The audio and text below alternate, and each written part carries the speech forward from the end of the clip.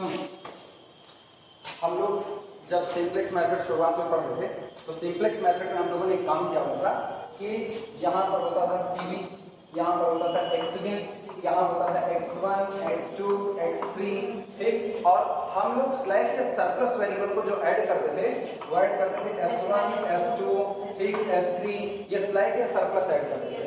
अच्छी चीज यही है कि आप सब अलग अलग बता करके चलो कि स्लैग जो होंगे वो S से रिप्रेजेंट किए जाएंगे, सरप्लस जो होंगे S से रिप्रेजेंट किए जाएंगे, डिसीजन वेरिएबल X से रिप्रेजेंट किए जाएंगे। अलग अलग बताते थे, इसमें कोई कंफ्यूजन नहीं होती कि कौन सा स्लैग है, कौन सा सरप्लस है या कौन सा आपका आर्टिफिशियल है, क्योंकि आर्टिफिशियल में हम लोग कैपिटल A से रिप्रेजेंट करते थे।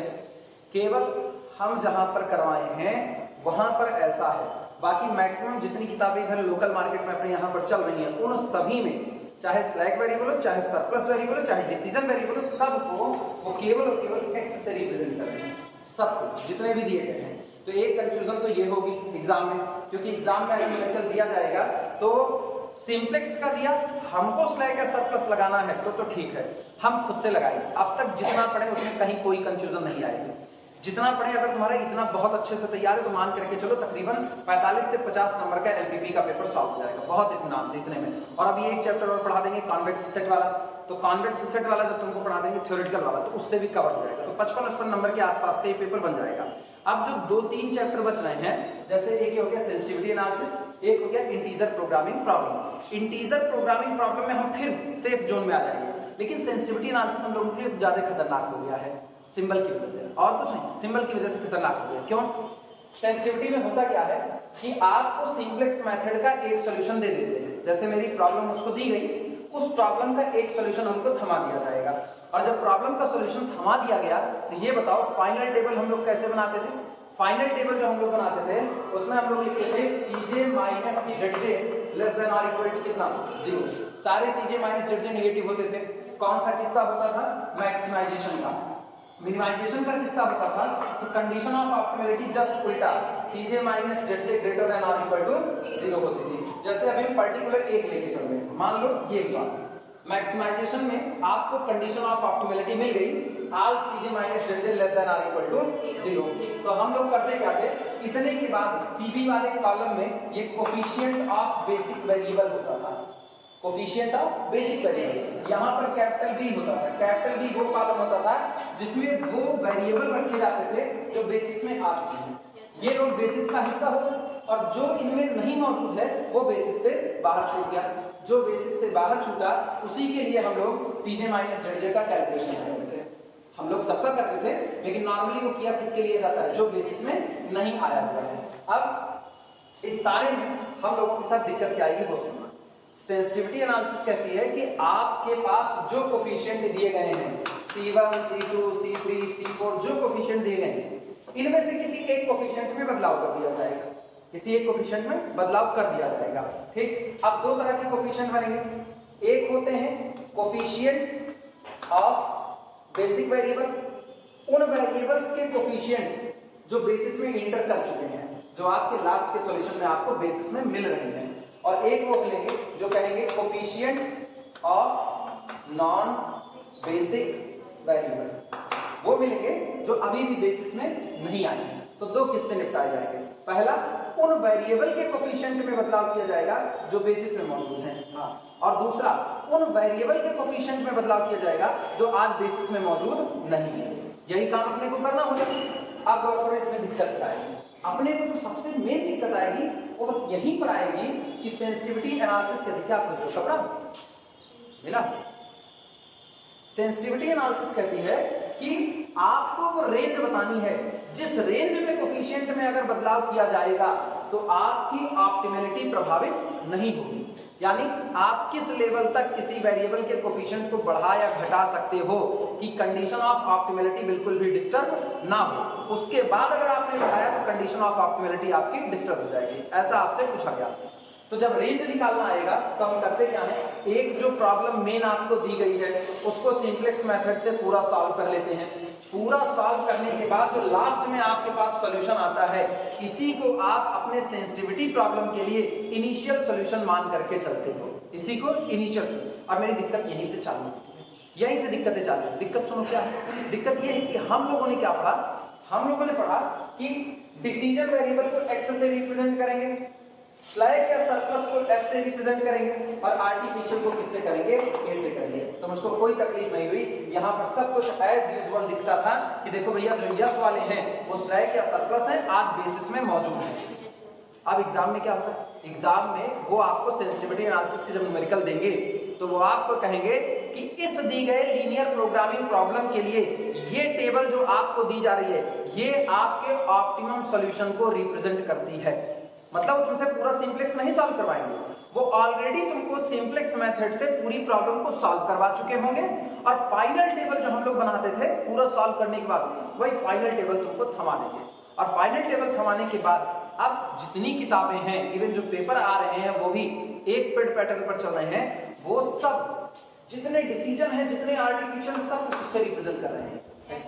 बस यही हमारी तुम्हारी तकलीफें बढ़ जाती हैं, क्योंकि हम लोग पढ़े एकदम स्पष्ट तरीके से सब कुछ अलग अलग करते हुए। अब क्या होगा, अब यहीं पर वेरिएबल इन बेसिस वाले कॉलम में x1 लिखा, इसी में आपको x4 लिखा, इसी में आपको क्या लिख दिया, x5, और कहेगा x4 और x5 आपके स्लैक वेरिएबल हैं और x1 आपका कैसा वेरिएबल है, डिसीजन वेरिएबल है। फंस गए हम लोग यहीं पर ना, क्योंकि हम लोग इसको क्या कहते हैं, इसको कहते हैं x1 या s2 बोलते हैं, और ये लिख रहे हैं x4 और x5। पहली तकलीफ हम लोगों को ये आएगी। क्लियर हुआ कि नहीं हुआ? तो पहले अब हम लोगों को धीमे धीमे देखो, अब तक जितना पढ़ाए हैं उसको जैसे पढ़ाए वैसे सॉल्व करना। सेंसिटिविटी एनालिसिस आएगी तो अपना दिमाग थोड़ा सा ब्रॉड सेक्शन में फैला देना। सेंसिटिविटी एनालिसिस में यहां तुम ये कहना कि अब डिसीजन वेरिएबल हो, स्लैक वेरिएबल हो, सरप्लस वेरिएबल हो, सबको हम किससे रिप्रेजेंट करेंगे, x से। इसमें कोई बहुत बड़ी बात तो नहीं है ना, बस हमने सिंबल ही तो चेंज कर लिया। एक काम ये करना, दूसरा काम सुनो, चूंकि वो आपको टेबल देगा, तो हम लोग जो अपने लोग ऑप्टिमैलिटी का क्राइटेरिया निकाले हैं वो निकाले हैं all Cj minus Zj less than or equal to 0। वो लोग Cj माइनस Zj नहीं निकालते, वो Zj माइनस Cj निकालते हैं उल्टा। वो मानते हैं डेल्टा J, और डेल्टा J को बोलते हैं delta J is equal to Zj minus कितना, Cj। तो क्या मेरे से जस्ट उल्टा चल रहे हैं कि नहीं? मेरे मैक्सिमाइजेशन की प्रॉब्लम में कंडीशन ऑफ ऑप्टिमैलिटी होती है कि all Cj minus Zj less than or equal to कितना बना रहे, 0 बना रहे। मेरी कंडीशन ये होती है, जब तक सारे Cj माइनस Zj नेगेटिव नहीं आ जाते तब तक मेरा काम रुकता नहीं है। लेकिन जब आप Cj माइनस Zj की बजाय Zj माइनस Cj निकालना चलोगे तो जस्ट उल्टी बात आप कह रहे हो कि नहीं? तो जब जस्ट उल्टी बात कह रहे हो तो जरा इसे माइनस का मल्टीप्लाई कर लो, तो माइनस का मल्टीप्लाई करते ये कितना होगा, Zj minus Cj greater than or equal to 0। क्या दोनों शर्त एक दूसरे से बन रही है कि नहीं? क्लियर हुआ? यही सबसे बड़ी समस्या हम लोगों के सामने आएगी, क्योंकि जो टेबल आपको दी जाएगी ना, उस टेबल में आपको Cj माइनस Zj नहीं दिया जाएगा, वहां आपको क्या दिया जाएगा, Zj माइनस Cj दिया जाएगा, क्योंकि उनके ऑप्टिमैलिटी के क्राइटेरिया Cj माइनस Zj से नहीं बल्कि किससे आ रहे हैं, Zj माइनस Cj है। दोनों एक ही चीज, कोई बहुत बड़े रॉकेट साइंस नहीं है, लेकिन चूंकि हम कई साल से पढ़ा रहे हैं तो मेरे लिए आसान है। तुम्हारे लिए पहली बार इस चीज को एक्सेप्ट करना है थोड़ा सा ना, अब इतने दिन से काम करते आए हो Cj माइनस Zj, और आज सडनली काम पलट गया किस पर, Zj माइनस Cj। एक्चुअली में बदलाव कुछ नहीं हुआ, केवल एक माइनस का मल्टीप्लाई हुआ है, बस इतनी बात है। तो सोचो इनके में क्या होगा, जब प्रॉब्लम मैक्सिमाइजेशन की होगी तो कंडीशन ऑफ ऑप्टिमैलिटी ये लोग क्या लिख करके दिखा रहे होंगे, all Zj minus Cj greater than or equal to 0। ठीक, और जब आपकी प्रॉब्लम मिनिमा की होगी तो ये कंडीशन ऑफ ऑप्टिमैलिटी क्या लिख रहे होंगे, all Zj minus Cj less than or equal to 0। Clear हुआ कि नहीं? क्योंकि तुमको एक टेबल मिलेगी और उस टेबल में तुमको कहेगा ये टेबल ऑप्टिमम सॉल्यूशन को रिप्रेजेंट करती है, और जब तुम वहां पर सारे पॉजिटिव देखोगे और तुमने अभी तक ये जाना ही नहीं कि तुम Cj माइनस Zj निकाल रहे हो और उन्होंने Zj माइनस Cj निकाला है, तो तुमको ये लगेगा ये तो कंडीशन ऑफ ऑप्टिमैलिटी है ही नहीं है, इसको तो सब नेगेटिव होना चाहिए था, लेकिन वो नेगेटिव नहीं होगा। क्लियर है ये बातें कि नहीं? तो अब हम तुमको सेंसिटिविटी में जितना कुछ पढ़ाएंगे उसमें हम तुमको Zj माइनस Cj से सिखा दे रहे हैं। क्लियर है कि नहीं? क्योंकि यही एक ऐसा है जिसमें तुमको टेबल बनी बनाई मिलेगी, और किसी चैप्टर में तुमको टेबल बनी बनाई नहीं मिलेगी। ये ऐसा है जिसमें तुमको बनी बनाई टेबल देगा और उसी बनी बनाई टेबल के आधार पर तुमको आगे बढ़ना है। तो हम पूरे चैप्टर को ही इन्हीं के अकॉर्डिंग पढ़ लेते हैं। समझ में आई ये बातें? इसमें कोई दिक्कत तो नहीं है, बस ये एक्सेप्ट किए रहना बस। क्लियर है?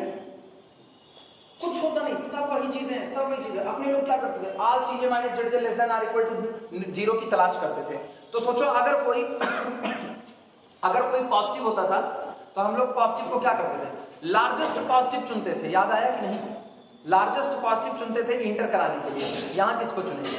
Largest negative. उधर सबसे बड़ा चुनते थे, इधर सबसे छोटा चुनेंगे, तो जो सबसे छोटा होगा वही लार्जेस्ट नेगेटिव होगा।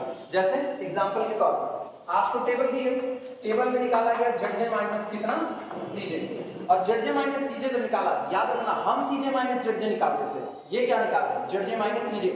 मेरे लिए ऑप्टिमलिटी का क्राइटेरिया होता था all CJ minus ZJ less than or equal to 0।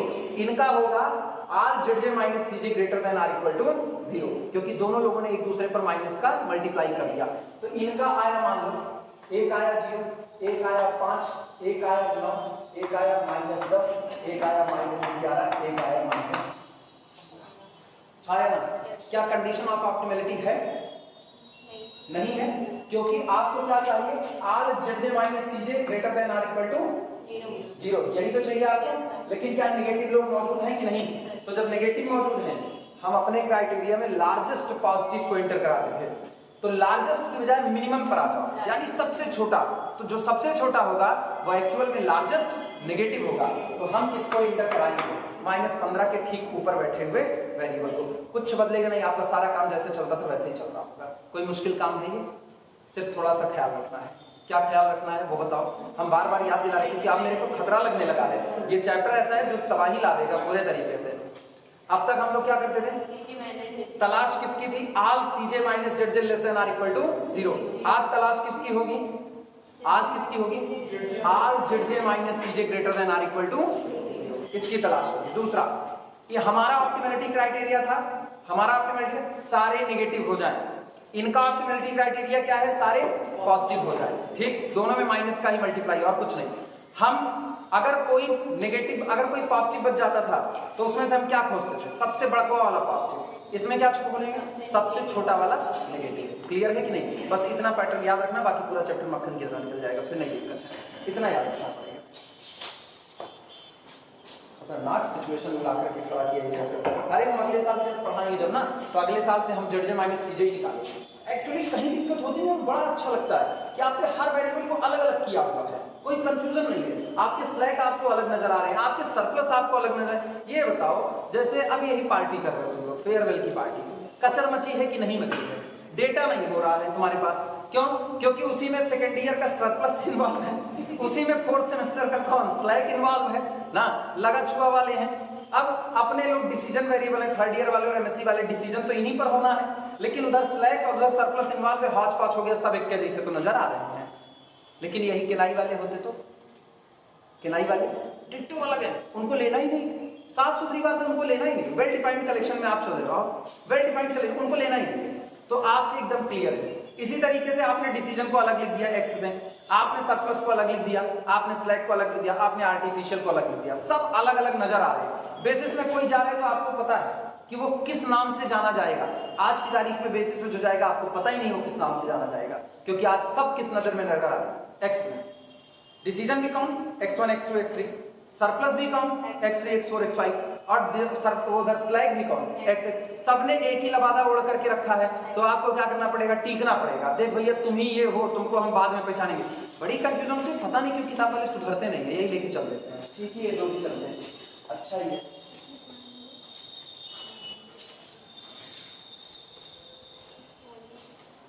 एक ऐसी बारात जिसमें 10-20 लोग खाली शेरवानी पहने मुकुट लगाए ही नजर आ रहे हैं ना, पता नहीं चलेगा दुल्हा कौन है ना, पता नहीं चलेगा। ऐसे जो सामूहिक विवाह होते हैं उसमें ना, अगर पुराने वाले कल्चर में है ना, शक्ल नहीं दिखेगी, ये इतने तक का घूंघट रहेगा ना, उनकी शादी इनसे, इनकी शादी उनसे, उनकी शादी उनसे, पता चले उसी में खिचड़ी जैसे पक गई है। उसके बाद फिर लास्ट में शादी वादी होकर छुट्टी कौन किसके साथ विदा हो रहे पता नहीं चलता। सब एक के खान दिखाई दे रहे हैं, अलग अलग बदल सकते हैं। लिखना सबसे पहले हेड डाला an important lemma, an important,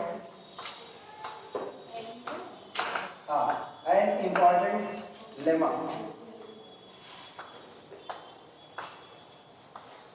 हम ऑनलाइन कोई वीडियो लेक्चर बाद में इसीलिए नहीं बनाए क्योंकि जब हम इसको शुरुआत की ना तो मेरे को ये लगा ये चीज़ पहले निकालनी है। क्योंकि ये नहीं समझाएंगे तो ये चैप्टर तबाही लाएगा।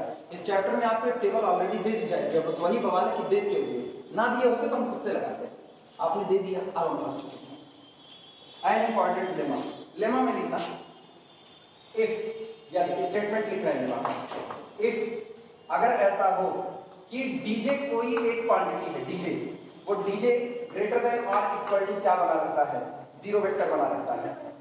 ये जीरो वेक्टर है, एक्चुअली इन्होंने बोल्ड लेटर में लिखा हुआ है तो हम वेक्टर लगाते हैं, कॉमा। इसके अलावा DJ plus lambda DJ dash, ये आपका ग्रेटर देन और इक्वल टू जीरो वेक्टर, ठीक, जहां पर जे आपका है 1 2 up to so on N. Then lambda lie between, lambda की लिमिट निकालें, लैम्डा किसके किसके बीच में लाई करेगा, lambda lie between maxima of कितने का, maxima of minus DJ upon DJ dash, ठीक, जहां पर ये मैक्सिमा रन करेगा ओवर द जे, और डीजे डैश जो आपका होगा, डीजे डैश ये आपका होगा ग्रेटर देन जीरो, मतलब पॉजिटिव बना रहेगा। लैम्डा इज ग्रेटर देन और equal to this, but lambda is less than और इक्वल टू मिनिमा ऑफ, और minima run over J, minima of minus DJ upon DJ dash, ठीक, और जहां पर इस बार डीजे डैश लेस देन कितना होगा, जीरो होगा, ठीक, फुल स्टॉप। ये लेमा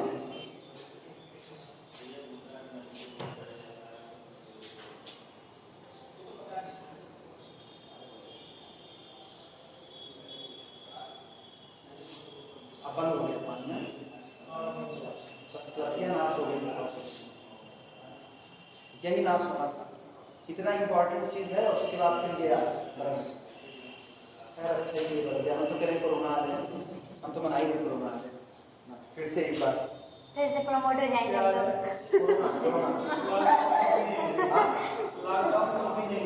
नहीं ऐसा नहीं है ना, अगर जैसी ही आया था वैसे ही अपने कांडों को मचाता हुआ आए ना तो लगा देगा। एक्चुअली कुछ चीजें लोगों के मानने पर नहीं डिपेंड करता है। असल में पता है मौत का डर बहुत बड़ा होता है, मौत का डर बहुत बड़ा होता है, और पेट की भूख उससे भी बड़ी होती है, दोनों चीजें ना। नहीं, पेट की भूख की वजह से वो नहीं मानेंगे जो बीच वाले हैं ना, आप मिडिल वालों को कह सकते हो ना, जो lower middle class family, middle class family मान जाएंगे, जो लोअर मिडिल क्लास फैमिली और जो एकदम नीचे जिसको गरीब तबका कहा जाता है ये नहीं मानेंगे, क्योंकि ये पेट की भूख से परेशान है पूरे तरीके से। जैसे हम लोअर मिडिल क्लास में आते नहीं मानेंगे, हम निकलेंगे निश्चित तौर पर निकलेंगे। लेकिन जो अपर क्लास वाली फैमिली है और जो मिडिल क्लास वाली फैमिली है, जो थोड़ा सा सही सलामत तरीके से खा कमा रही है, वो दोनों मान लेंगे। वो मास्क लगा करके घूमेंगे, वो सैनिटाइजर उनका बस चलेगा, वो सैनिटाइजर में ही घुस जाएंगे, वो मानेंगे सब कुछ। लेकिन नीचे वाले नहीं मानेंगे। इसीलिए ना पहले एक सीरियल आता था तो उसमें एक लाइन यही आती था, पेट की भूख बड़ी है। उसकी एक लाइन वो बड़ी उपन्यास की लाइन थी, उन्होंने उठाई हुई थी बस खाली। तो पेट की भूख बहुत बड़ी चीज होती है, वो सब रोक देती है, सब चला देती है, दोनों होते हैं। मौत का डर ऊपर वालों को रोकता है, पेट का भूख नीचे वालों को रोकती है। प्रूफ देखना इसका। सुनो, ये कह रहे हैं कि अगर आपके पास कोई क्वांटिटी है डीजे, ध्यान से समझना, अगर आपके पास कोई क्वांटिटी है डीजे और आप इस क्वांटिटी में कोई इंक्रीमेंट करते हो, समझना इस बात को, क्योंकि आगे हमारे पास क्वांटिटी कौन होगी, आगे हमारे पास क्वांटिटी होगी सीके, और हम यानी कोफिशिएंट ऑफ बेसिक और नॉन बेसिक वेरिएबल, और हम इसमें इंक्रीमेंट कर रहे होंगे डेल्टा सीके का, इंक्रीमेंट कर रहे होंगे। तो मेरे को ना ये पता करना पड़ेगा कि ये किस झुंड में जा करके बैठेगा। डेल्टा सीके की लिमिट क्या होगी, कितने का इंक्रीमेंट करें कि मेरे दिए गए सॉल्यूशन पर कोई प्रभाव ना पड़े, कंडीशन ऑफ ऑप्टिमलिटी डिस्टर्ब ना हो, कंडीशन या मेरी न्यूमेरिकल का सॉल्यूशन ऑप्टिमल आज भी बना रहे। तो मुझको क्या पता करना पड़ेगा, डेल्टा सीके की रेंज पता करनी पड़ेगी, कितने से कितने के बीच में लाई करेगा। इसी के लिए हम एक लेमा प्रूफ कर रहे हैं। लेमा ये कहता है कि अगर आपके पास कोई क्वांटिटी है डीजे, जो कल क्या बन जाएगी, सीके बन जाएगी। वो बात की बात है, कल वो क्या बनेगी, लेकिन आज कोई क्वांटिटी डीजे है और आप इस क्वांटिटी में कुछ इंक्रीमेंट कर रहे हो, आप इस क्वांटिटी में इंक्रीमेंट कर रहे हो लैम्डा टाइम्स डीजे डैश का, इसका इंक्रीमेंट कर रहे हो। डीजे भी आपका कैसा बना हुआ है, ग्रेटर देन और इक्वल टू 0, पॉजिटिव बना हुआ है, और डीजे प्लस लैम्डा डीजे भी आपका क्या बना है, ग्रेटर देन और इक्वल टू 0 बना है। तो ये जो लैम्डा है, ये लैम्डा आपका बन जाएगा लोअर लिमिट और अपर लिमिट के बीच में। लोअर लिमिट देखो क्या है, लोअर लिमिट है मैक्सिमम ऑफ जितने आपके पास minus DJ upon DJ dash आ रहे हैं उन सब की भीड़ में से क्या चुनेंगे, मैक्सिमम। लेकिन सोचो ये तब निकाला जाएगा जब आपका डीजे डैश क्या होगा, पॉजिटिव। जब आपका डीजे डैश क्या होगा, पॉजिटिव। तो दो क्वांटिटी मेरे को कैलकुलेट करनी है, एक इन लोगों को कैलकुलेट करना है minus DJ upon DJ dash, लेकिन ये उनके लिए कैलकुलेट होगा जिनमें डीजे डैश क्या बना रहता है, पॉजिटिव। और एक ये क्वांटिटी कैलकुलेट करनी है minus DJ upon DJ dash, लेकिन ये उनके लिए कैलकुलेट करना है जिनमें डीजे डैश क्या बना रहेगा, नेगेटिव बना रहेगा। और मेरा लैम्डा मैक्सिमम ऑफ दिस और मिनिमम ऑफ दिस के बीच में ही लाई करेगा, इससे बाहर नहीं जा सकता है। क्लियर है? यही लेमा मेरी मदद करेगा डेल्टा सीके को बांधने में, कि आखिरकार आप किसी कोफिशिएंट की रेंज को कितना करके बांध दो कि वो उसी के बीच में रहे, आगे पीछे न जाए। क्लियर हुआ कि नहीं? चलो प्रूफ करते हैं।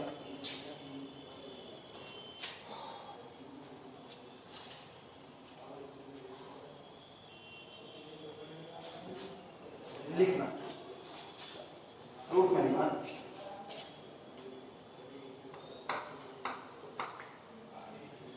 तो लिखना इसमें since dj greater than or equal to 0, since dj greater than or equal to 0, ठीक। क्योंकि ये बात आपको दी गई है dj आपका greater than or equal to 0 है, और इसके साथ साथ एंड ये भी दिया गया है कि dj plus lambda dj dash ये भी आपका greater than or equal to कितना है, 0 है। किसके लिए? j is equal to 1 2 up to so on n के लिए, ठीक। we have the following three possibilities, we have the following, we have the following three possibilities, three possibilities, we have the following three possibilities। तब हमारे पास total 3 possibility आती है। सबसे पहली possibility, एक चीज इन्होंने कही डीजे आपका ग्रेटर देन और इक्वल टू 0 है, मतलब नॉन नेगेटिव है। दूसरा DJ plus lambda DJ dash वो भी आपका कैसा है, नॉन नेगेटिव है। तो टोटल हमारे पास 3 पॉसिबिलिटी बनती है डीजे की। अब वो तीनों पॉसिबिलिटी देखना। पहली possibility, we have the following 3 possibilities. पहली सुनो, for those J, for those j, ठीक, फॉर विच जिनके लिए, for which d j dash is greater than 0, we have. सबसे पहले उन जे की बात करेंगे जिनके लिए डीजे डैश कितना बना रहता है, पॉजिटिव बना रहता है। इन्होंने एक चीज गौर करना, DJ plus lambda DJ dash को पॉजिटिव कहा है, मतलब नॉन नेगेटिव कहा है, डीजे डैश को नॉन नेगेटिव नहीं कहा। ये बात समझ पा रहे हो कि नहीं? इनका नॉन नेगेटिव होना और इनका नॉन नेगेटिव होना दोनों अलग बातें हैं। हाँ, जैसे अगर यहां लिखा गया डीजे प्लस, और मान लो लैम्डा बराबर, थोड़ी देर के लिए लैम्डा बराबर 0.5 मान लो, लैम्डा बराबर कितना 0.5, या लैम्डा बराबर तुम 1/3 1/4 कुछ मान लो, तो लैम्डा मैंने रख दिया 1/3। और जो डीजे डैश है वो डीजे डैश कितना हो गया, -3 हो गया। तो ये से ये कटा तो कितना आया, डीजे माइनस कितना 1 इज ग्रेटर देन और इक्वल टू। तो ये तो पॉजिटिव आया, लेकिन क्या आपका डीजे डैश पॉजिटिव है कि नहीं है? वो तो नेगेटिव है। तो इसका मतलब सब डिपेंड करेगा किस पर, ये कह रहे हैं फॉर दोज जे, उन जे की बात कर रहे हैं जिन जे के लिए जब आप डीजे डैश निकालते हो तो डीजे डैश क्या बना रहता है, पॉजिटिव। जैसे आपके पास जो जे की वैल्यू है वो कहां से कहां तक है, जे की value 1 2 3 up to so on 10 तक है, ठीक। मान लो आपके पास j इज इक्वल टू 10 के लिए, 11 के लिए और 12 के लिए 3 लोगों के लिए, 10 के लिए, 11 के लिए और 12 के लिए जब आप डीजे डैश निकालते हो, मतलब आप D10 डैश निकालते हो, D11 डैश निकालते हो और D12 डैश निकालते हो, तो ये सभी के सभी कैसे आते हैं? ग्रेटर देन और इक्वल टू 0। क्लियर हुआ? तो पहला किस्सा हम उन जे के लिए निपटा रहे हैं जिन जे के लिए मेरा डीजे डैश हमेशा क्या बना रहेगा? पॉजिटिव बना रहेगा। ठीक,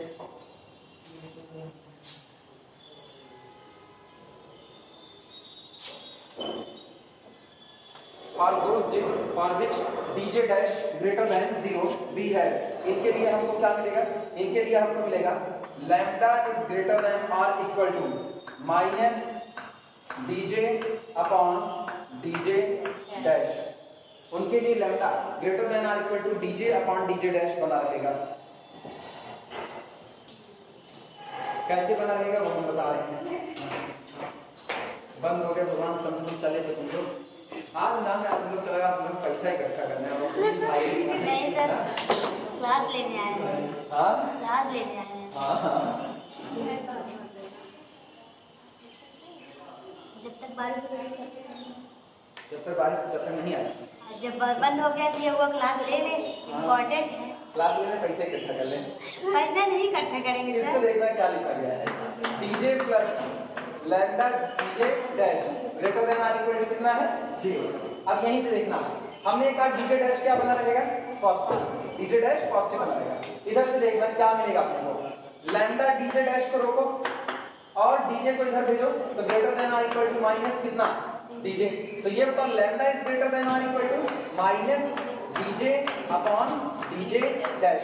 इसको नीचे कर दिया, सही है गलत? आया क्यों? क्योंकि हमने कहा हुआ है डीजे डैश पॉजिटिव बना है और डीजे डैश पॉजिटिव बना है तो उसको नीचे भेजने से कोई तकलीफ होने वाली नहीं है। तो lambda greater than or equal to minus DJ upon DJ dash निकल के आया। क्लियर है कि नहीं?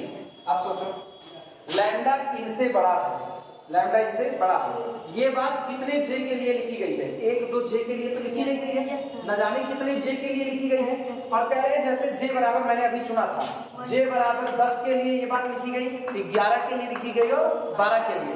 तो आपको मिला लैम्डा आइदर ग्रेटर देन और equal to, lambda either greater than और equal to minus d10 upon d10 dash.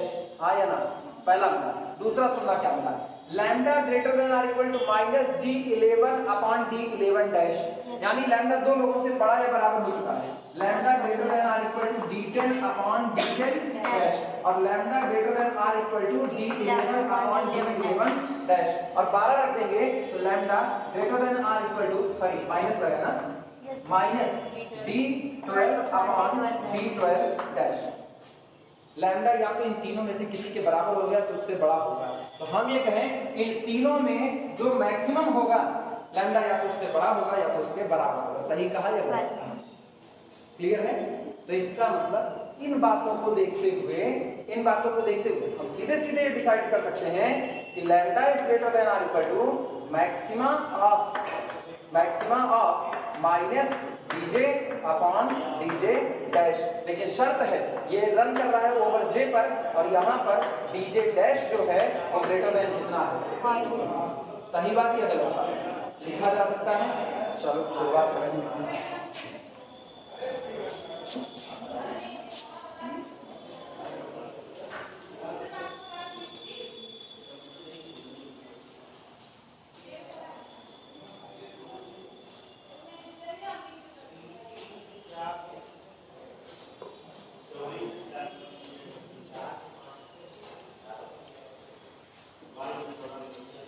लिखना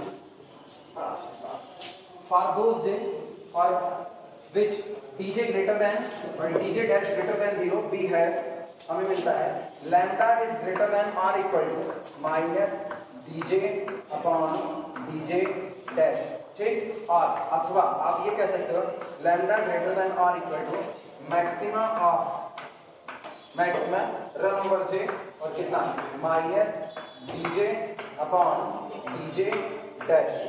ठीक, और जहां पर शर्त ये है कि आपका डीजे डैश ग्रेटर देन कितना बना हुआ है? 0 बना हुआ है। नोट करो पहला केस हो गया। कंफ्यूज है? कंफ्यूज है? हो तो बताओ, अभी भी इलाज है, अभी तो खड़े हैं क्लास में, जिस दिन नहीं आएंगे उस दिन की दिक्कत है, अभी तो आएंगे।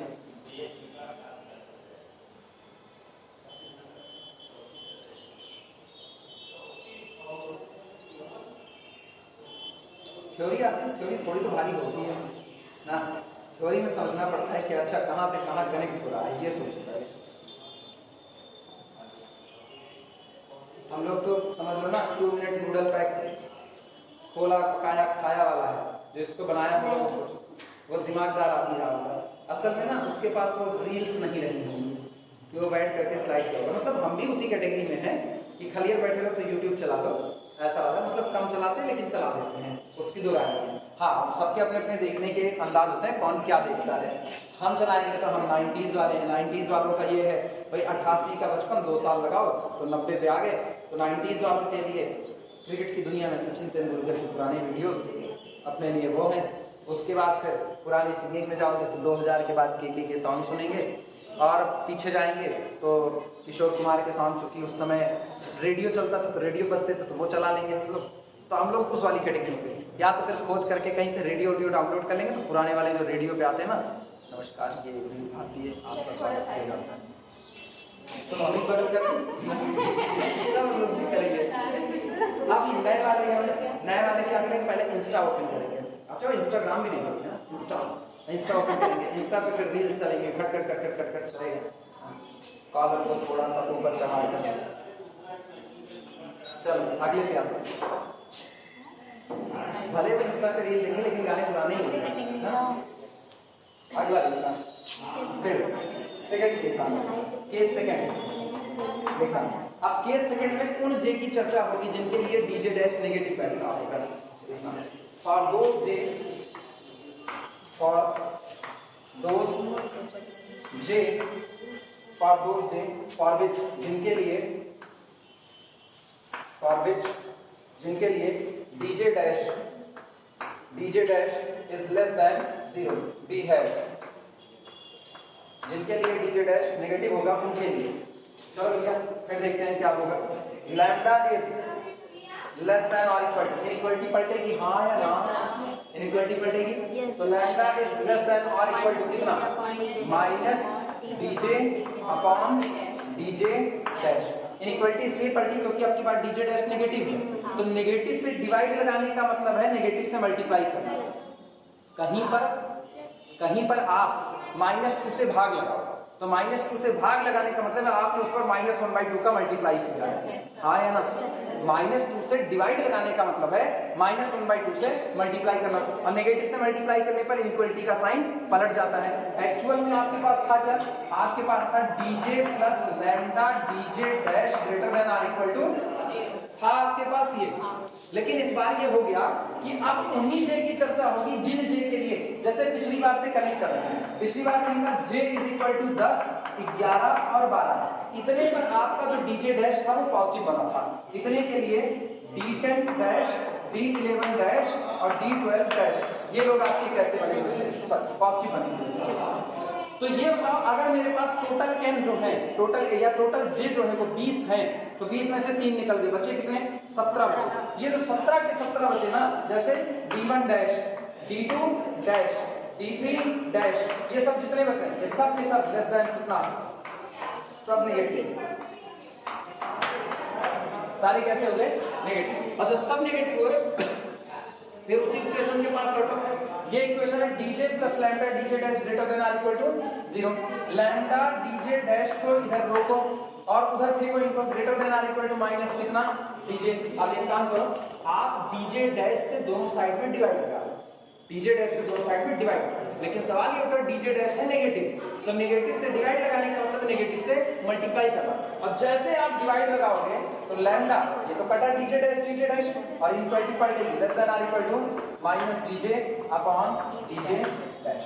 सहमत हो कि नहीं सहमत? इसीलिए इस बार इनइक्वालिटी का साइन पलट जाएगा। चलें आपको लिखा जाए,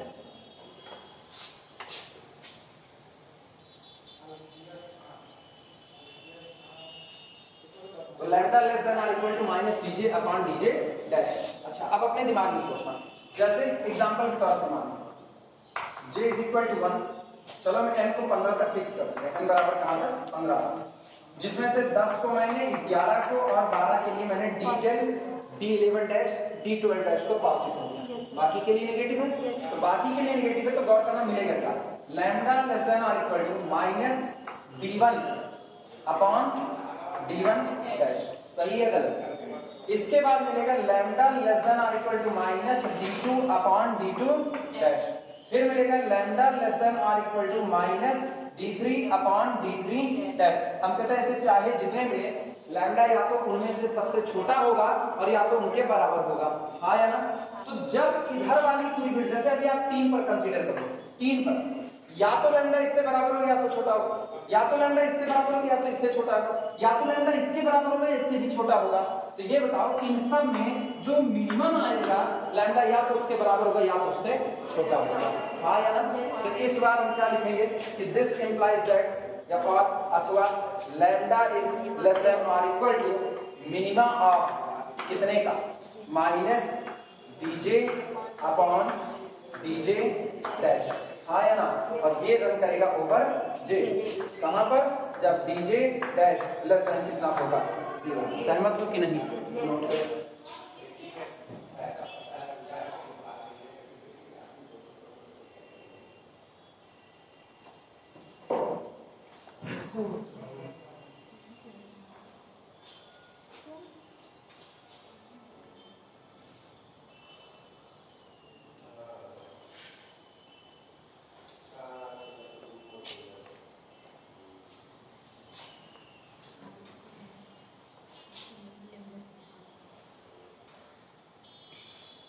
अगला लिखें केस नंबर 3, डीजे डैश को कितनी बार सोचा जा चुका है, 2 बार। पहला मैंने डीजे डैश को क्या कह दिया, पॉजिटिव, दूसरा क्या कह दिया नेगेटिव, अब उसको 0 कर देंगे। अब की बार डीजे डैश को क्या कर देंगे, 0 कर देंगे।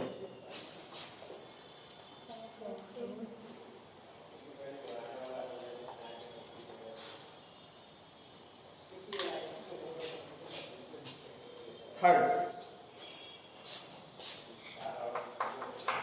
तीसरे पर लिखना है इसमें for those J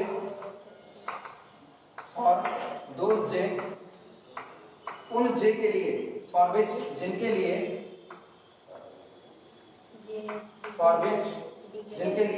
DJ dash is equal to 0, ठीक। अच्छा डीजे डैश 0 हो गया, अब दिमाग खुद से दो, अगर डीजे डैश ही 0 आपने कर दिया तो सारी नौटंकी लैम्डा को बांधने की थी, हाँ है ना। सारी नौटंकी केवल लैम्डा को बांधने की थी। मैंने यहाँ देखा लैम्डा अपने आप को कहते हैं, देख भैया जे आपकी 2 कैटेगरी में गिर सकता है, डीजे 2 कैटेगरी में गिर सकता है, या तो पॉजिटिव जाएगा या तो नेगेटिव जाएगा। कुछ जे के लिए पॉजिटिव मिल जाएगा, कुछ जे के लिए नेगेटिव, और एक तरफ 0 हो जाएगा। तो पहले तो पॉजिटिव और नेगेटिव मतलब जिंदा लोगों की दुनिया की चर्चा कर लेते हैं। तो जिंदा लोगों की दुनिया में मिला लैम्डा मैक्सिमम ऑफ दिस से बड़ा या तो बराबर होगा और मिनिमम ऑफ दिस से छोटा या तो होगा। बन तो गया वो ऑलरेडी, लेकिन सवाल ये होता है अगर डीजे डैश 0 हो जाए तो क्या होगा, तो लैम्डा कहां बनेगा।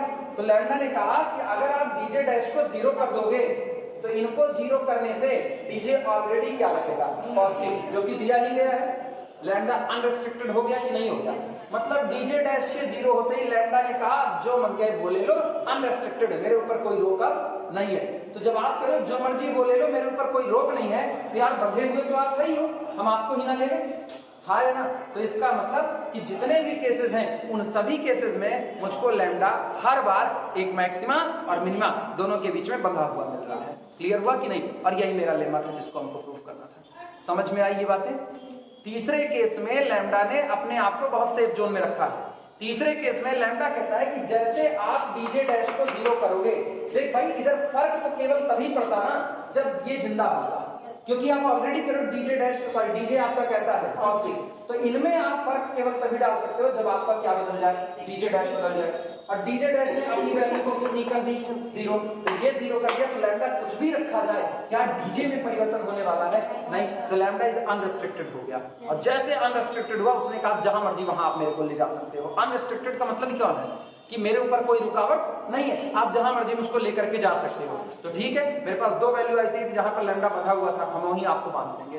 तो लैम्डा आपका इन्हीं 2 वैल्यू के बीच में बंधा हुआ होना चाहिए। क्लियर हुआ कि नहीं। तो तीनों ही केसेस में आपका लेमा सही साबित हो गया। लिखें इस बात को, लिखना लैंग्वेज क्या लिखे हुए वो बता दो। For those j for which dj dash is equal to 0, comma we have lambda as unrestricted.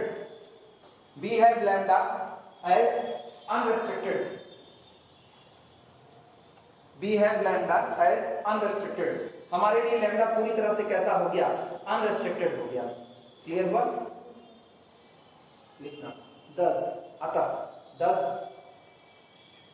From 1 and 2 above, जो दोनों केस हमने किए। थर्ड केस को अब तो चर्चा ही नहीं करेंगे ना भाई। थर्ड केस में लैम्डा के अच्छा पता है जो यूनिवर्सल ट्रुथ हो जाता है ना, गणित कहता है उसको इग्नोर इट। दुनिया में भी यूनिवर्सल ट्रुथ को कहा जाता है इग्नोर इट। ये बात हम हर बार बताते हैं और हर बार केमिस्ट्री की भी क्लास में बताए थे, तुम लोगों को बताने। दुनिया में जो चीज यूनिवर्सल ट्रुथ हो जाती है आदमी उसको नेग्लेक्ट कर देता है। हर यूनिवर्सल ट्रुथ इस दुनिया में नेग्लेक्ट हुआ है ना। सूरज पूरब से निकलता है, कोई उठ करके नहीं देखता है। सूरज पूरब से निकल रहा है, हम तो सोएंगे ही सोएंगे, उठेंगे। लेकिन घर वाले आ करके ना तुरंत पैर वैर पकड़ करके हिलाते, आज सूरज पच्छू से निकला है, पच्छू से तुरंत कंबल वंबल फेंक करके जाओगे, कहाँ बा, तुरंत देखने पहुंचोगे। तो यूनिवर्सल ट्रुथ से इनकार हुआ तो आपने क्या किया? आप दौड़े उसको देखने, कंसीडर किया आपने। अगर कोई कहे ना sine square theta plus cos square theta is equal to कितना 1, आपको तो हाँ यार होता तो है, अपने भी जानते sign square theta cos square theta 1, कौन सी बड़ी बात है? थीटा जो मर्जी हो। वो कहे कि थीटा बताओ, कभी जो मर्जी हो भर दो, 60 भर दो, 30 भर दो, 15 भर दो, 75 भर दो, आपकी मर्जी है। यूनिवर्सल ट्रुथ है यार, होबे करेगा। लेकिन उसने कहा ये जानते हो मैंने यहाँ पर थीटा बराबर 15 डिग्री भरा और ये 1 नहीं आया। आप फाड़ करके देखोगे कौन आर्यभट्ट नया पैदा हो गया कि थीटा 15 डिग्री भरा और ये 1 नहीं आया, क्योंकि उसने यूनिवर्सल ट्रुथ को इनकार किया। तो जो यूनिवर्सल ट्रुथ होता है दुनिया कहती है उसको क्या करो? इग्नोर करो। और ये बातें सिखाई जाती हैं कहाँ पर? ये बातें और कहीं नहीं सिखाई, ये बातें फंक्शन में डोमेन निकालते वक्त सिखाई जाती हैं। और कहीं इसका किस्सा जल्दी नहीं आता। इसका सबसे बड़ा किस्सा तभी आता है जब आप डोमेन काम कर रहे होते हैं। जिस दिन कहा गया ना आपका ये फंक्शन है, आप अपने फंक्शन का डोमेन निकालो, तो आप अपने फंक्शन को सबसे पहले पहचानते हो कि आपका फंक्शन आर क्लब का मेंबर है या नहीं। मतलब आपके फंक्शन जो बने हुए हैं क्या उनमें कोई फंक्शन ऐसा है जो पूरे रियल नंबर लाइन को अपने डोमेन के तौर पर ले रहा है। और अगर उसने अपने पूरे डोमेन को रियल नंबर लाइन पर ले लिया तो आप कभी इग्नोर होता ही होता है। अंदर वाले से मांगो उसका डोमेन क्या है कि अंदर वाला क्या बताएगा।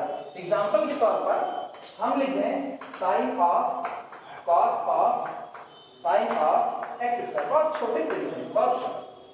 और सामने वाले इसी का आपसे डोमेन मांग ले कि इसका मेरे को डोमेन बता, तो तुम इसके पास जाओगे, इसके पास, इससे कहोगे भाई तुम अपना पहले डोमेन बताओ।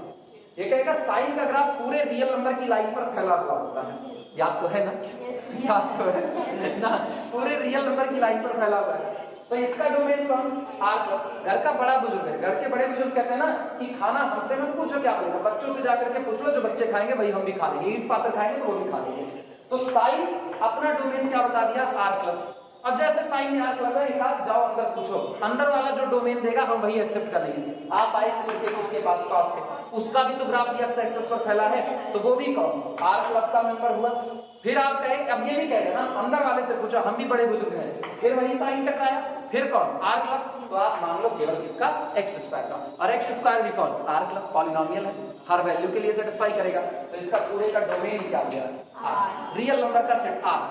पूरा आर क्लब का मतलब होता है कि पूरे रियल नंबर की लाइन पर हम फैले हुए हैं। अगर यही अंदर है ना, यही अंदर में सिग्नम या सिग्नम क्या ग्रेटेस्ट इंटीजर फंक्शन एक्स होता, तो अब ग्रेटेस्ट इंटीजर फंक्शन एक्स का तुम डोमेन निकालते कि ग्रेटेस्ट इंटीजर फंक्शन का डोमेन क्या होता है। तो डिपेंड करता है, जैसे एग्जांपल के तौर पर मैंने इसको ना गंदा वाला कर दिया x अपॉन x माइनस 2। अब ये गंदा वाला हो गया। अब ये पूरे रियल नंबर को तो एक्सेप्ट करेगा लेकिन x बराबर 2 को एक्सेप्ट नहीं करेगा। तो मेरे को ना इनको देखने की जरूरत नहीं है, तो केवल धोखा है बस, क्योंकि ये लोग यूनिवर्सल बात बोलते हैं कि हम सभी लोग कहां से आते हैं? रियल क्लब के मेंबर से आते हैं। हमारा साथ का डोमेन कौन है? आर क्लब है। बस दैव कुटुंबकों की भावना है और कुछ नहीं है, तो अंदर वाले से मांग बस खाली इसका। यही मैथमेटिक्स है। और एक जगह पर बताएं, एक पॉलिनोमियल तुम लोग पढ़ते हो, एक पॉलिनोमियल x की power 4 plus 2x square plus 1, x की power 4 plus 2x square plus 1। ये बताओ क्या ये कभी नेगेटिव होता है? क्या ये कभी नेगेटिव हो सकता है? तुम एक वैल्यू सोच करके बता दो जिस पर ये नेगेटिव हो जाए रियल की दुनिया में। कभी होगा? कभी नहीं होगा। तब कहा जाता है ना यूनिवर्सल ट्रुथ, ये कभी नेगेटिव हो ही नहीं सकता, कभी नहीं हो सकता। तो कोई आपसे कहे ना कि डोमेन निकालो 2x - 3, या किसी ने ऊपर कुछ फंक्शन भर दिया और नीचे बटे में कह दिया x⁴ + 2x² + 1 ≥ = ये कह दिया किसी ने, और कहा इसका डोमेन निकालो। यूनिवर्सल ट्रुथ की बात बता रहे हैं क्योंकि बड़ी जरूरी चीज है। इसका डोमेन मांगा कोई ना, तो पता है क्या चाहिए? पॉजिटिव चाहिए, पॉजिटिव। ये भी डिलीट कर देंगे ना और शुरू हो जाएगा, पॉजिटिव पॉजिटिव चाहिए। तो मेरे को पता है ये वाला ऑलवेज पॉजिटिव होता है। तो जब ये ऑलवेज पॉजिटिव होता है तो खाली ऊपर वाला पॉजिटिव बन जाए, ऑलरेडी पॉजिटिव हो गया कि नहीं हो गया? नीचे वाला आपको डिस्टर्ब नहीं कर रहा, दुनिया की किसी भी वैल्यू पर नीचे वाला आपको डिस्टर्ब नहीं कर। तो आप क्या कहोगे? आपको डोमेन निकालने के दौरान इग्नोर इट, उसको लेने की जरूरत ही नहीं क्योंकि वो ऑलरेडी पॉजिटिव है, उसने तो दर्द दिया ही नहीं कहीं पर। तो आप डोमेन केवल किसका निकालोगे? ऊपर वाला। तो यही कहा जाता है कि दुनिया में जब यूनिवर्सल ट्रुथ सामने आते हैं तो उनको इग्नोर कर देना चाहिए। यूनिवर्सल ट्रुथ गणित की दुनिया में, अपनी रियल लाइफ में, हर जगह पर। अब यहाँ पर किसका क्या बना? यहाँ पर हाल ये बना कि जब आपने डीजे को क्या कर दिया? 0 कर दिया।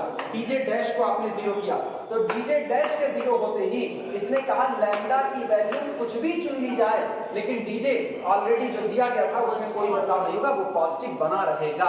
और जब वो हमेशा पॉजिटिव बना रहेगा तो ये तो यूनिवर्सल ट्रुथ की बात हो गई कि आप दे ही रहे हो पॉजिटिव है, तो हम लैम्डा को जनरल मर्जी वहां बांध सकते हैं, मतलब इग्नोर इट कर दिया। तो लैम्डा को कहां बांधेंगे? शुरू की दी गई दो वैल्यू के बीच में बांध देंगे। और यही मेरा लेमा रहता है। क्लियर हुआ कि नहीं क्लियर हुआ? चलें कुछ लिखाएं। हाँ, तो अपने लोग क्या लिखे?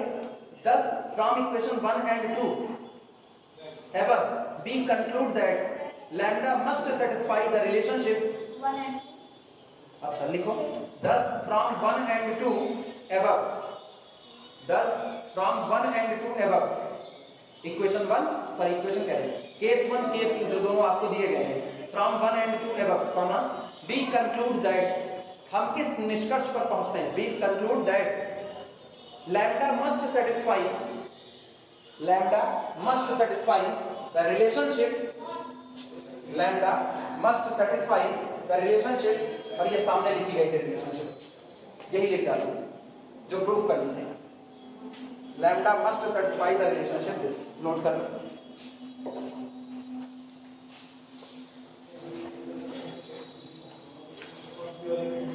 ये बात ये जो लेमा में लिखी गई थी यही कंडीशन।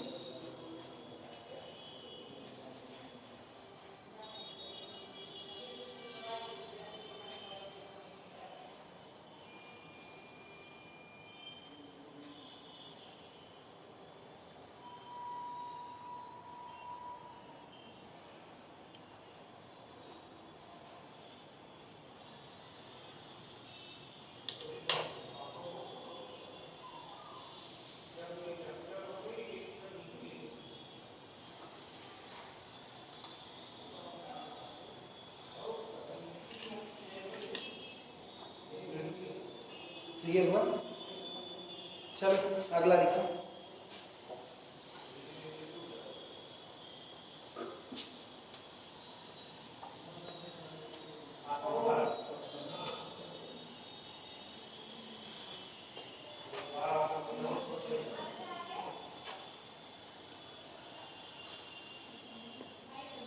ये बताओ, सोच करके जवाब देना।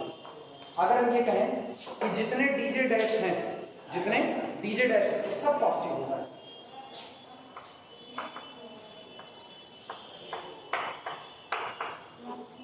Are DJ dash greater than or equal to 0। अब तक मैंने क्या किया? अब तक केस खाली डील की ना, कुछ डीजे डैश पॉजिटिव रहे, कुछ डीजे डैश नेगेटिव रहे, तब तो ये किसका है बन गया। ठीक, अगर ऐसा हो जाए कि कुछ वाला मामला ना रहे, जितने डीजे डैश हैं वो सारे के सारे डीजे डैश पॉजिटिव हो जाए, तो क्या केस बनेगा? सोच करके बात। हाँ तब तो लिमिट एक ही मिलेगी। हाँ, तो सोच करके ही जाओ। हम मौका दे रहे हैं अगले 2 से 3 मिनट तुम्हारे, तुम सोच करके हमको बताओ कि अगर हम सारे के सारे डीजे डैश को greater than or equal to 0 कर दें तो क्या किस्सा बनेगा? इत्मीनान से सोचो, और सवाल जवाब वही मौजूद है, ये भी बता दे, जवाब यही मौजूद है, अलग से कहीं जवाब नहीं। आर डीजे डैश हम पॉजिटिव ले लेते हैं, R DJ dash greater than or equal to 0। क्या मैक्सिमम? हाँ और मिनिमम, फिर मिनिमम वाला नहीं मिलेगा, फिर इत्मीनान से सोचो, कोई हड़बड़ी नहीं है, ये तुम्ही को सोचना पड़ेगा। ये लेमा एग्जाम में अगर ये लेमा पूछ लिया गया तो तुमको लिखना पड़ेगा, और आता रहेगा तो भी प्रेम से लिख पाओगे। रियल अगर पढ़े होगे तो हम बता रहे रियल में जहां axiomatic study of real number points and topology पढ़े होगे वहां पर तुमको मिला होगा सुप्रीमम और इन्फीमम का किस्सा ना, बस उसी में इसका जवाब छिपा हुआ है। हालांकि जवाब यही बोर्ड पर है, कोई बहुत मुश्किल काम नहीं है, जवाब यही बोर्ड पर है। हाँ सारे पॉजिटिव हो गए, अब मैक्सिमम वाला मिलेगा, ठीक, फिर मैक्सिमम वाला मिलेगा और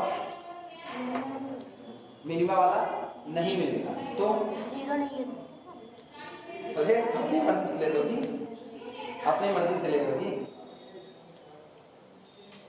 बहुत हल्का है, बहुत आसान सवाल का जवाब है, बहुत आसान, बस खाली तुम लोग अभी ना क्लिक नहीं, और जैसे हम तुमको बताएंगे ना तुम लोग उसी के इर्द गिर्द नाच रहे हो, एक्चुअल में ना तुम लोग जवाब के इर्द गिर्द घूम रहे हो। अभी जैसे हम बताएंगे तो ओ अरे यही तो आया नहीं, एकदम नजदीक में खड़े हो सारे लोग, जितने लोग बैठे हो सबका दिमाग वहीं पर चल रहा है, हमको पता है सबका वहीं चल रहा है, बस खाली वो कहते हैं ना सर फूटने की देरी है।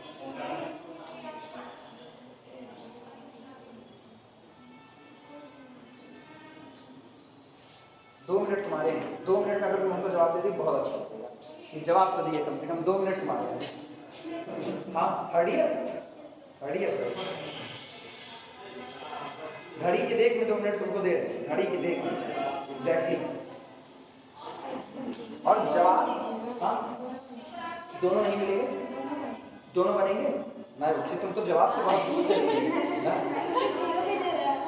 जीरो काम बता रहे उसने ये नहीं, जीरो तो ले लिया तो अनरेस्ट्रिक्टेड है लैम्डा ना, लैम्डा अनरेस्ट्रिक्टेड है, फिर तो लैम्डा को कोई बांध ही नहीं सकता है, अनरेस्ट्रिक्टेड जहां मर्जी वहां जाए, और यहीं पे जवाब छिपा हुआ है जो तुम कह रही हो, यहीं जवाब छिपा हुआ है।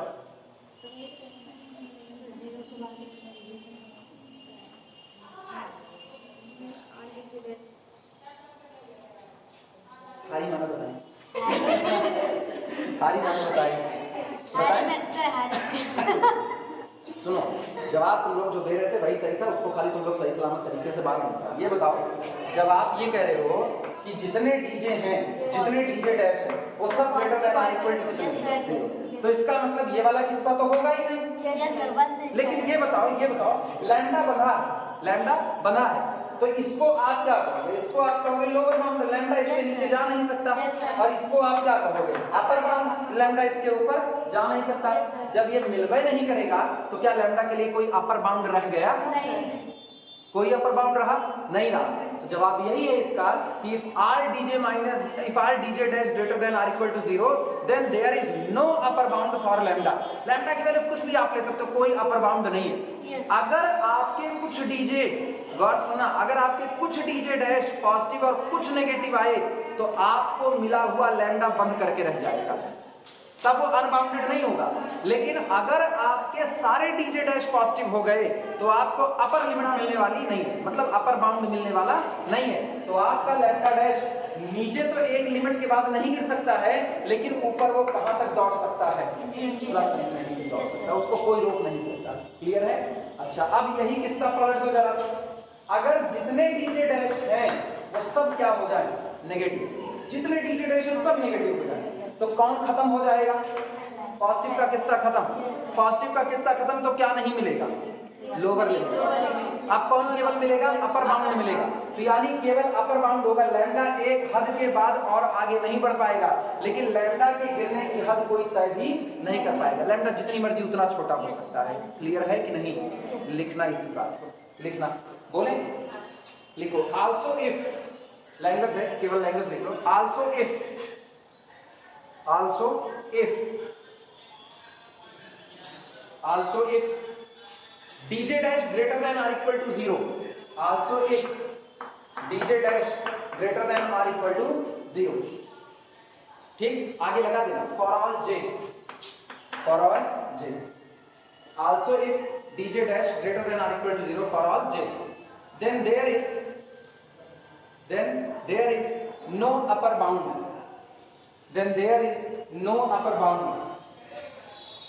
यहाँ पर कोई भी अपर बाउंड मौजूद नहीं होगा, then there is no upper bound, clear हुआ? लाइन चेंज करके लिखना, लाइन चेंज करके। सिमिलरली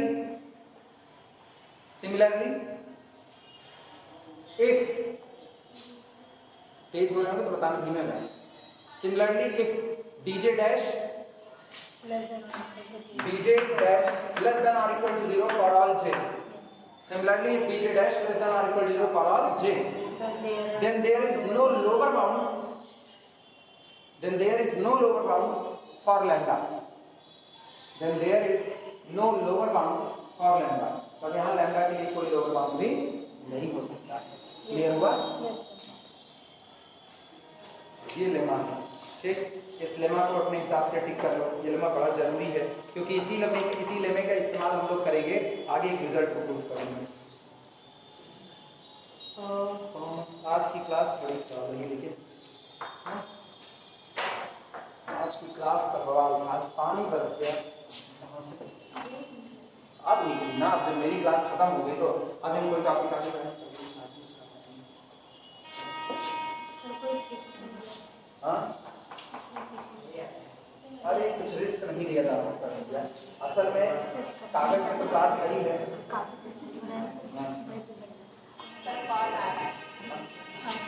कौन है? रवि जुलोजी, ये काहे हमको कॉल कर रहे हैं?